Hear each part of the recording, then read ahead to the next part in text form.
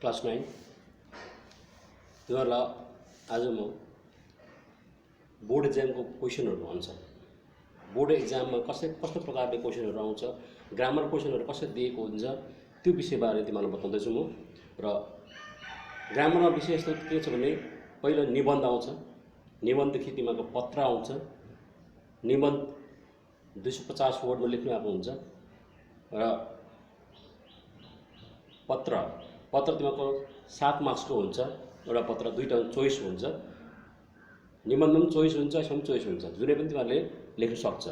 अनि अर्को हुन्छ 3rd नम्बरमा हुन्छ, 3 नम्बरमा हुन्छ। के हुन्छ भनेदेखि तिमीहरूको व्याकरणको 10वटा क्वेसनहरू दिएको हुन्छ। त्यहाँनिर 10वटा क्वेसनको 10 मार्क्सको हुन्छ। 10 मार्क्सको प्रश्नहरू हुन्छ। त्यो 10 मार्क्सको प्रश्नहरूमा तिमीहरूको कस्तो खालको हुन्छ भनेदेखि जस्तै 1 नम्बरमा आयो। 1 नम्बरमा के आउँछ भनेदेखि तिमीहरूको कुनै दुईवटा शब्दहरूका वाक्य बनाऊ। वाक्य त्यो वाक्य कस्तो हुन्छ भन्दाखेरि तिमीहरूको सरल वाक्य हुँदैन, यो एकदमै अलिक साह्रो वाक्य हुन्छ। त्यो वाक्यको अर्थ तिमीहरूलाई अस्ति मैले पढाएर बताएँ। त्यसमै मलाई चोइस दिएको हुन्छ।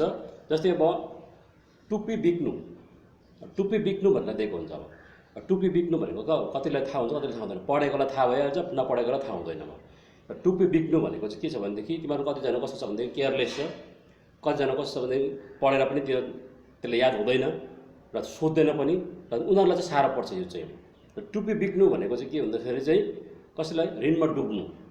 र त्यसलाई अर्थ त्यो वाक्य बनाउँदा कसरी लेख्नुपर्छ भन्दाखेरि ऋणले चामेको टुप्पी बिकिसक्यो। अब ऋण लागेर चाहिँ चामेको टुप्पी बिकिसक्यो। अब अर्को भयो आगो हुनु। आगो हुनुको मतलब के हो? रिस उठ्नु। र छोराको मती देखेर बाबु आगो भए। छोराको चाहिँ मती भनेको चाहिँ बुद्धि, छोराको बुद्धि देखेर चाहिँ बाबु आगो भए। र त्यसरी नै जुन त्यहाँनिर टुप्पी बिक्नु छ, जुन चाहिँ आगो लाग्नु छ, आगो हुनु छ, त्यसकै विषयमा त्यसकै शब्द बनाएर त्यसलाई नै जोडेर चाहिँ तिमीहरूले लेखेको हुनुपर्छ। र अर्को कुरा के हुन्छ भनेदेखि चाहिँ दुईटामा एउटा लेख्नु आएको हुन्छ। तिमीलाई दुई दुईवटा लेखाउँदैछु म। र त्यहाँनिर चाहिँ विशेष गरेर चाहिँ त्यहाँ एउटा लेख्नु भनेको हुन्छ कि त दुईटा लेख्नु भनेको हुन्छ। कतिवटा जग्गामा दुईटा लेख भनेको हुन्छ, कतिवटा जग्गामा एउटा मात्रै लेख भनेको हुन्छ। र तिमीहरूले त्यो प्रश्नहरू राम्रोसँग बुझेर मात्रै लेख्नुपर्छ। र 2 नम्बरमा छ यी शब्दहरूका विशेषण रूप लेख। विशेषण रूप एड्जेक्टिभहरू, नाउनलाई एड्जेक्टिभ बनाउनु, संज्ञालाई विशेषण बनाउनु। जस्तै अब भयो एउटा भयो गर्व। गर्व हुनुको चाहिँ खुसी हुनु, घमण्ड हुनु, उत्साह हुनु, जोस हुनु। त्यसको चाहिँ अब त्यसलाई चाहिँ अब विशेषणमा भन्दा के लेख्नुपर्छ भने विशेषणमा चाहिँ गर्वित। गर्वित भनेको चाहिँ साह्रै खुसी र गर्वित भन्छ, गर्वको गर्वित। जस्तै अब परीक्षा चाहिँ एउटा नाउन फर्म भयो, संज्ञा भयो। त्यसलाई अब एड्जेक्टिभ बनाउँदाखेरि परीक्षित भनेको चाहिँ अब उसले चाहिँ परीक्षा गरिसकेको होला, परीक्षित भन्छ। परीक्षा भनेको चाहिँ अब परीक्षा गर्ने होला, र परीक्षित भनेको चाहिँ उसमा पुरा गरिसकेको अथवा परीक्षा गरिसकेकोले चाहिँ त्यसलाई परीक्षित भन्छ। त्यो चाहिँ हो विशेषण रूप त्यसलाई भयो। अर्को बाद तिमीहरूको सार शब्द लेख। सार शब्द भनेको सिङ्गल वर्ड, अस्ति पनि तिमीहरूलाई पढाएँ भने सिङ्गल वर्ड। र सार शब्द धेरै शब्दहरूको एउटा शब्दलाई सार शब्द भन्छ, एक शब्द। जस्तै उमेर नपुगेको केटो एउटा भयो, अर्थ भयो उमेर नपुगेको केटो वा केटीलाई के भन्छ। अब यसको सार शब्द के हुन्छ भन्दाखेरि नाबालक। नाबालक भनेको चाहिँ सानै उमेर भएको, उमेर नपुगेको, उनीहरूलाई चाहिँ नाबालक भन्छ। अर्को भयो जसको परिमाण छैन। परिमाण भनेको चाहिँ क्वान्टिटी, इङ्ग्लिसमा भन्छ क्वान्टिटी, परिमाण। जसको परिमाण छैन त्यसलाई भन्छ अपरिमेय, अथवा जसको चाहिँ अनकाउन्टेबल हो, अपरिमेय। जसको परिमाणै छैन, अपरिमेय। यो दुईटा भयो। अर्को नम्बर 4 मा छ यी शब्दहरूको दुईवटा गरेर पर्यायवाची शब्द लेख। पर्यायवाची शब्द भनेको तिमीलाई अस्ति बताएँ मैले। पर्यायवाची शब्द भनेको प्रति शब्द अथवा सेम मिनिङ, एउटै प्रकारको। र यहाँ चाहिँ के छ भने एउटाको दुईवटा गरेर अर्थ बताऊ भनेर भनेको छ। अब जस्तै चन्द्रमा दिएको छ प्रश्न। अब चन्द्रमाको दुईटा लेख्नु पऱ्यो तिमीले, जुन शशी। चन्द्रमालाई जुन पनि भन्छ, शशी पनि भन्छ। अर्को दिएको छ रिस दिएको छ तिमीलाई प्रश्न, र रिसको दुईवटा सेम मिनिङ, दुईटा शब्द लेख्नु पऱ्यो, झोक क्रोध। नम्बर 5 मा जाऊ तिमी, दिएका शब्दहरूका विपरीत शब्द एक, विपरीत भनेको उल्टा। यो कुरा चाहिँ एकदम ध्यान लगाएर पढ्नुपर्छ तिमीहरूलाई। मैले त्यो बारम्बार तिमीहरूलाई ग्रामर पढाएको रिजनहरू कारण के हो, ग्रामर पढाउने मेरो कारणहरू के हो, ग्रामरमा तिमीहरूलाई किन अर्को शब्दहरू पनि तिमीहरूलाई दिइरहेको छु मैले, कि तिमीहरूले चाहिँ नभुलोस्, कहिले पनि त्यसलाई चाहिँ नबिर्सोस् भनेर तिमीहरूलाई देखाउँदैछु। तर अब भुल्यो त्यो तिमीहरूको केयरलेस हो, लेख्न सकेन त्यो तिमीहरूको केयरलेस हो। तिमीहरूले आफै नसकेको कारण चाहिँ के हो, तिमीहरूले नपढेर परिश्रम नगरेर भएको हो। र त्यसको अब विपरीत शब्द के छ भनेदेखि दानी। दानी भनेको के हो, दान गर्ने मान्छे। र त्यसको उल्टा के हुन्छ, लोभी, कन्जुस, लोभी। अर्को भयो उत्तम। उत्तम भनेको एकदमै राम्रोलाई भन्छ उत्तम, अथवा बेस्ट भन्छ नि त्यसलाई उत्तम भन्छ। त्यसको चाहिँ उल्टो के हुन्छ भने अधम, एकदमै नसक्ने, एकदमै नजान्ने, एकदमै लाचार हुने, एकदमै गोबर गणेशलाई चाहिँ भन्छ अधम। र उत्तमको अधम। र यो लेख्दाखेरि चाहिँ के छ भने दानीको लोभी, उत्तमको अधम। यो चाहिँ एप्रोप्रिएट वर्ड हुनुपर्छ, त्यो होइन यो यस्तो पनि हुन्छ होला भन्ने होइन। यो चाहिँ एप्रोप्रिएट वर्ड हो। जस्तै अब दानीको लोभी, कन्जुस पनि लेख्न सक्थ्यो, तर दानीको लोभी पनि लेख्नुपर्छ। उत्तमको अधम लेख्नुपर्ने, यो एकदम एकुरेट हो। तर उत्तमको उल्टो हामीले कन्जुस अथवा उत्तमको एकदमै लाचार त्यो लेख्नु भएन, उत्तमको अधमै लेख्नुपर्छ। त्यही कारण यसलाई चाहिँ विपरीत शब्द जहिले पनि बनाउँदाखेरि एप्रोप्रिएट भनेको चाहिँ एकुरेट हुनुपर्छ, अथवा जस्तोलाई उस्तै लेख्नुपर्छ। अब भयो नम्बर 6 मा आयो तिमीहरूको नेपाली महिनाहरूको पहिलो, दोस्रो र अन्तिम महिनाको नाम लेख भनेर दिएको हुन्छ। अब तिमीहरूले त्यही लेख्नुपर्छ, त्यो होइन तिमीहरूले चाहिँ महिना चाहिँ फर्स्टदेखि सुरुवातदेखि लास्टसम्म के हुन्छ त्यो 12 महिना चाहिँ एकदम कण्ठस्थ हुनुपर्छ, एकदम याद हुनुपर्छ। नत्र भने के हुन्छ भनेदेखि चाहिँ तिमीहरूले बिबिचको लेख्छ नि, बिबिचको लेख्दाखेरि मैले त लेखेँ भनेर तिमीहरूले परीक्षाबाट फर्केर आउँछ, त लेख्यो भन्दा लेख्यो, कस्तो लेख्यो, यहाँ राम्रो लेखेँ मैले सकेको थियो भनेर भन्छ, तर वास्तवमा त्यो उल्टो लेखेको हुन्छ। कुनै पनि परीक्षामा हेर तिमीहरूलाई सोद्धाखेरि कसैले पनि भन्दैन कि मैले सकिनँ भन्दैन, मैले सकेँ भन्छ, मैले राम्रो लेखेँ भन्छ। तर परीक्षामा रिजल्ट आउँदाखेरि तिमीलाई थाहा पाउँछ तिमीले लेखेको हो कि होइन रहेछ, मैले थाहा पाइहाल्छ। त्यही कारणले गर्दाखेरि चाहिँ नेपाली महिनाहरू पनि हामीले 12 महिनामा चाहिँ 12 महिना चाहिँ फर्स्ट टु लास्ट एकुरेट थाहा हुनुपर्छ।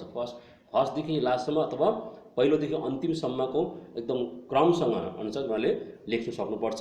जस्तै पहिलोलाई के भन्छ चैत, दोस्रोलाई वैशाख, अन्तिम लास्टकोलाई भन्छ फागुन। अब यो पनि तिमीलाई थाहा हुनुपर्छ। तिमीले चैत वैशाख जेठ लेखेर भएन हो, जेठ लेख्यो भने तिमीले अन्तिमको त्यो क्रस भइहाल्यो, फेल भइहाल्यो तिमीहरू। त्यही कारणले गर्दाखेरि चाहिँ पहिलो, दोस्रो र अन्तिम मागेको छ भनेदेखि पहिलो, दोस्रो, अन्तिम नै बनाउनुपर्छ। जस्तै पहिलोमा चैत लेख्छ, दोस्रोमा वैशाख भने अन्तिम लास्टको महिना के हुन्छ भन्दाखेरि फागुन महिना, फागुन लेख्नु पऱ्यो। अब सक्यो। अब नम्बर 7 मा आउँछ अब 2वटा ऋतुहरूको नाम लेख्नु। ऋतुहरू पनि आउँछ, अब सिजन्सहरू पनि तिमीलाई आउँछ। 6वटा सिजन्स हुन्छ, 6वटा ऋतु हुन्छ। जस्तै अब ग्रीष्म ऋतु एउटा भयो, वर्षा ऋतु भयो।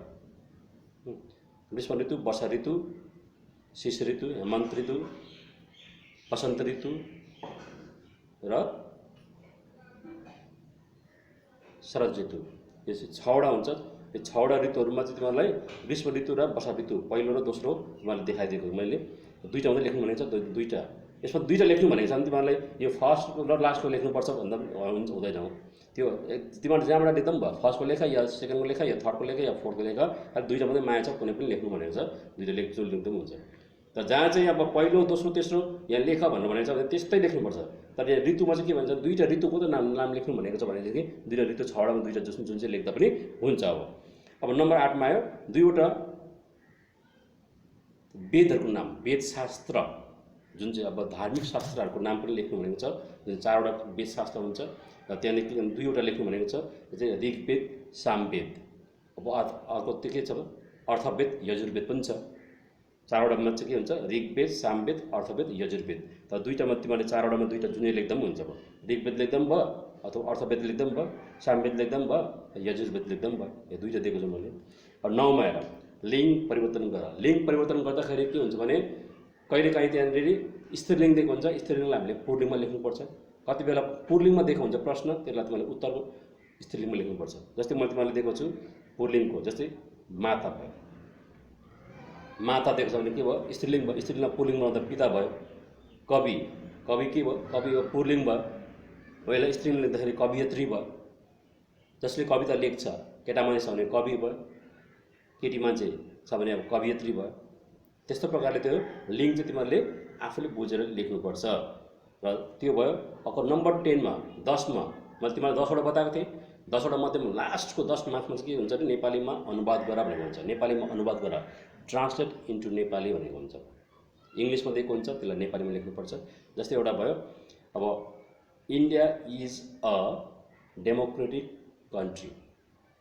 अब India is a democratic country भनेको चाहिँ के हो?